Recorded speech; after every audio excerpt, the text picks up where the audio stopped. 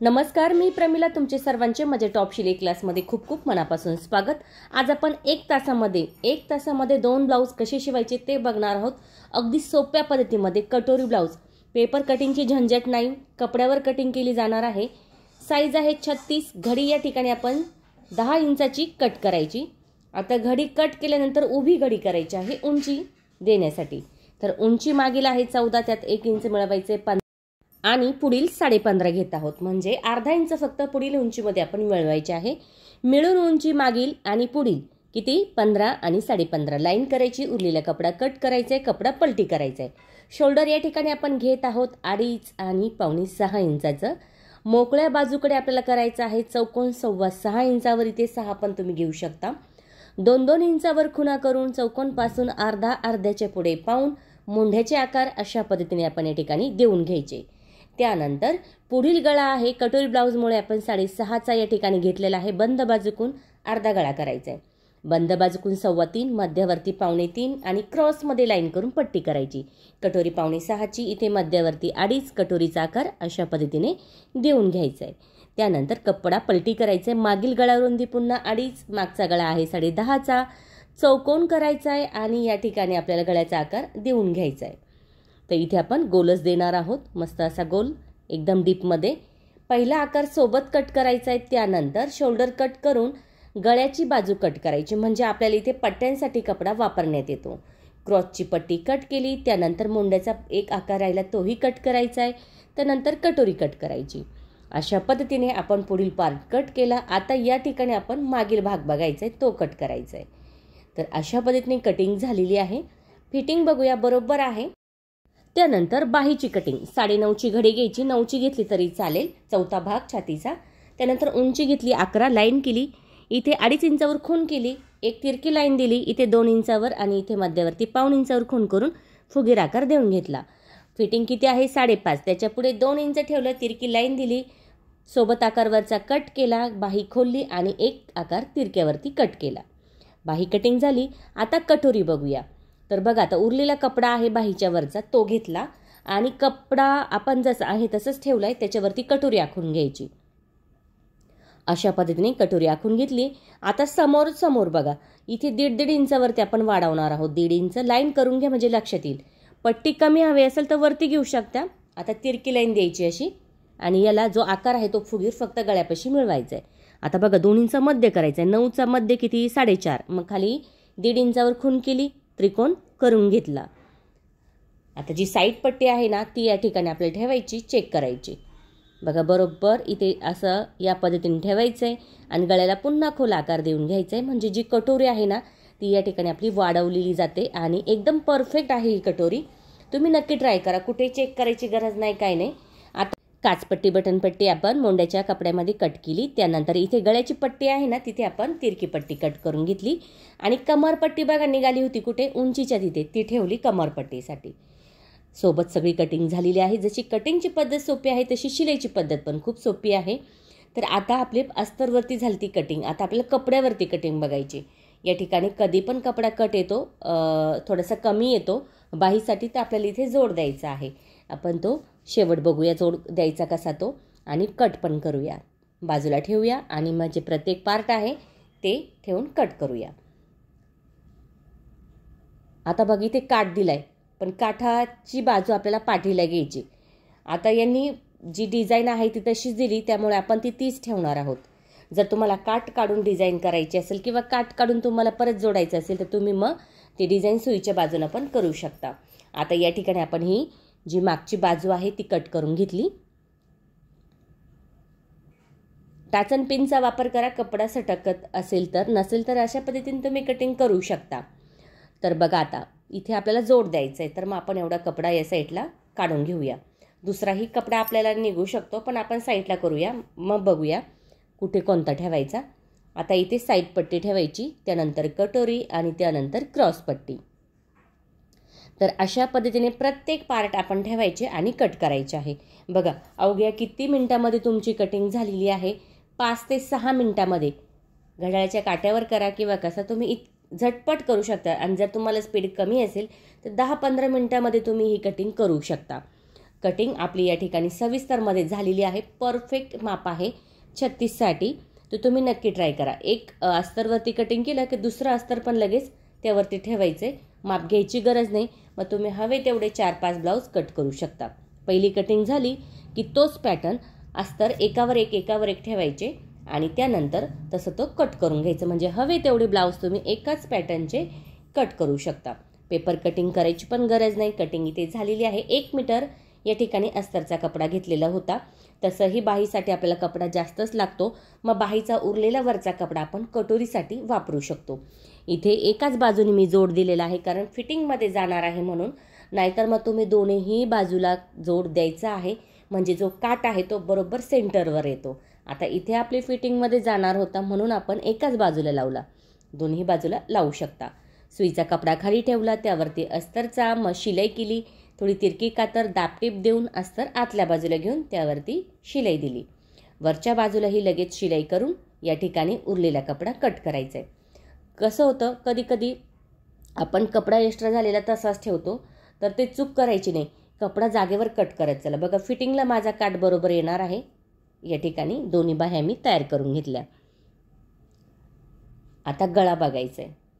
कमी वेळेमध्ये बघा फिनिशिंग पण खूप छान येते.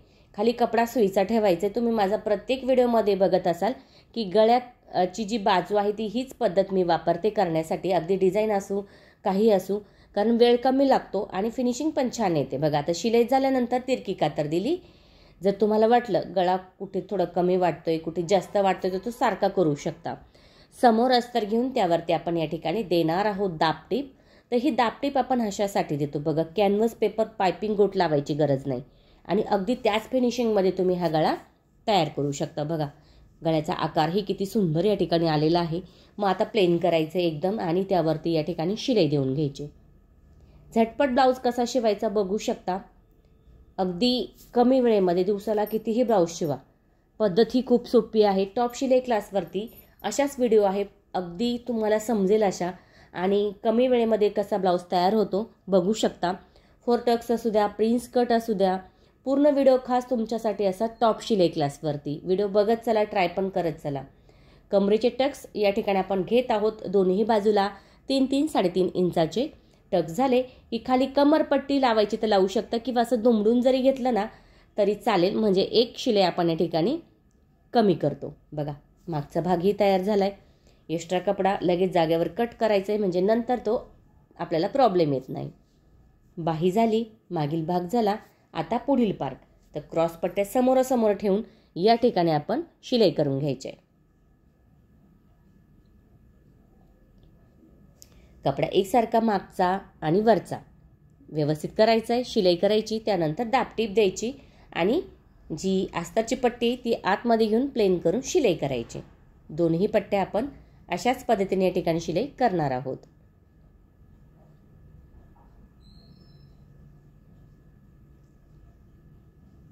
फिटिंगला पण खूप छान ब्लाऊज बसतो. कुठेही तुमचा ब्लाऊज चुकला जाणार नाही. परफेक्ट माप आहे त्यामुळे नक्की ट्राय करून बघा.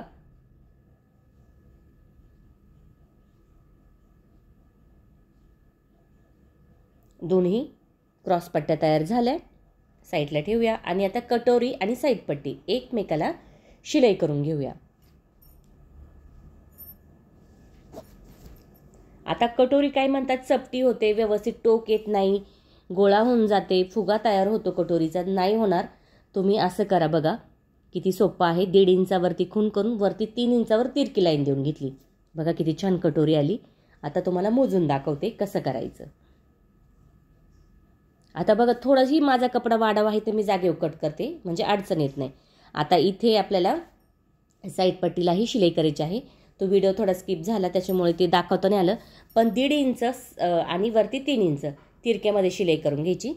साईड पट्टी जोडताना डावी बाजू वरच्या बाजूने घेतली. साधारणतः अर्ध्या इंचाची शिलाई बघू शकता. थोडा फुगा जर वाटला तर पुन्हा शिलाई करू शकता. आता बघा प्लेन झालाय.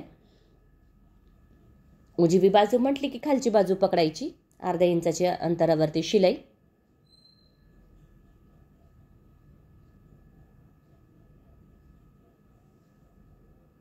आता या ठिकाणी जो कटोरीचा कपडा होता तो कट केला, क्रॉस पट्टी आपल्याला जोडायची आहे. अशा पद्धतीने ठेवायची. वरच्या बाजूला व्यवस्थित कटोरी पण चेक करायची आणि शिलाई करून त्यावरती दाबटीप देऊन घ्यायची. दोन्ही बाजू अशाच पद्धतीने करायच्या. गळा बघा आता कसा झाला आहे तिरकाना, तर मग गोल करून घ्यायचा आहे फक्त. दोन्ही बाजू अशाच पद्धतीने आपण या ठिकाणी करणार आहोत. त्यानंतर लगेच आपल्याला व्हीची पट्टी आणि काचची पट्टी बघायची आहे.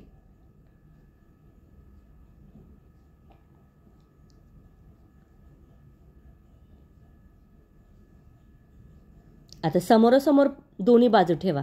गळा बघा आता थोडा माझा काय झाला, तिकडला कट केला, इकडचाही लगेच कट करून घ्यायचं आहे.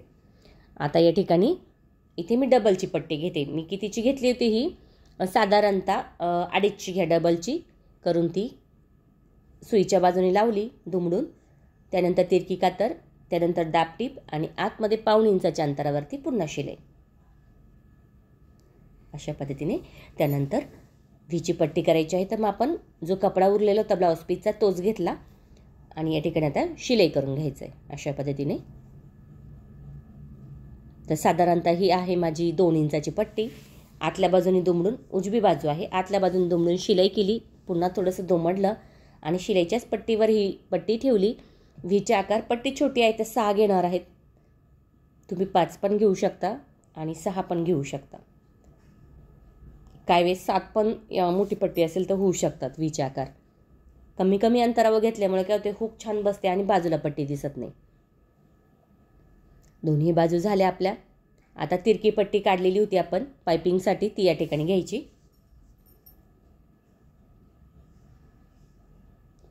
तर या ठिकाणी आपण तिरकी पट्टी अशा पद्धतीनेही कट करू शकतो. ब्लाऊज पीसच्या कपड्याची आणि अस्तरची पण अशा पद्धतीने कट करू शकतो. इथे शिलाई करून पुन्हा दुमडलं आणि त्यावरती एक शिलाई देऊन घ्यायची.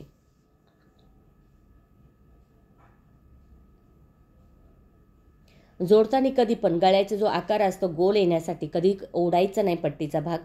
एकदम सैलमध्ये लावल्यामुळे काय होतं, जो गळा आहे ना तो खूप छान येतो आणि गोल तयार होतो, नाहीतर मग आपला आकार चुकला जातो. तिरकी कातर, थोडासा कपडा कट करायचा आहे आणि आतल्या बाजूला घेऊन आपण या ठिकाणी पायपिंगसाठी जसं थोडासा कपडा दिसतो ना तसा दिसून द्यायचा आहे आणि शिलाई करायची. बघू शकता जो गळ्याचा आकार आहे ना तो खूप छान आणि गोल तयार होतो, एकदम मस्त असा.